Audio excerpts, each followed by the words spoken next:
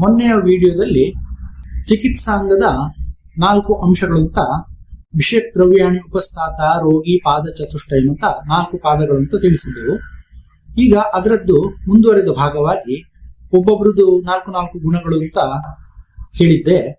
ಇವತ್ತು ಮೊದಲನೆಯದಾಗಿ ವೈದ್ಯನಾದವನು 4 ಇರಲೇಬೇಕಾದ ಗುಣಗಳು ಯಾವುದು ಅಂತ ಹೇಳಿದ್ದಾರೆ ಅನ್ನುವಂಥದ್ದನ್ನು ತಿಳಿದುಕೊಳ್ಳೋಣ.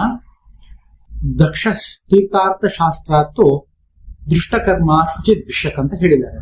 ಅಂತ ಹೇಳಿದ್ರೆ ದಕ್ಷ he should be credible, able, ಅವನಿಗೆ ಎಬಿಲಿಟಿ ಇರಬೇಕು, ಸಾಮರ್ಥ್ಯ ಇರುವಂತವನು ಆಗಿರಬೇಕು.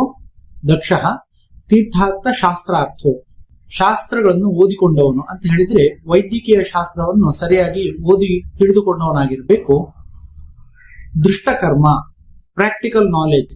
ನಾವು ಈಗಿನ ಕಾಲದಲ್ಲಿ 1 ವರ್ಷದ್ದು ಕಂಪಲ್ಸರಿ ರೊಟೇಷನರಿ ಇಂಟರ್ನ್ಶಿಪ್ ಅಂತ ಏನ್ ಹೇಳ್ತೇವೆ, ಹಿರಿಯ ವೈದ್ಯರೊಂದಿಗೆ ಕುಳಿತು ಅವರು ಮಾಡುವ ಕೆಲಸಗಳನ್ನು ನೋಡಿಕೊಂಡು ಕಲಿಯುವಂಥದ್ದು, ಅದು ಆಗಲೇ ತಿಳಿಸಿದ್ದಾರೆ ಆಯುರ್ವೇದದಲ್ಲಿ.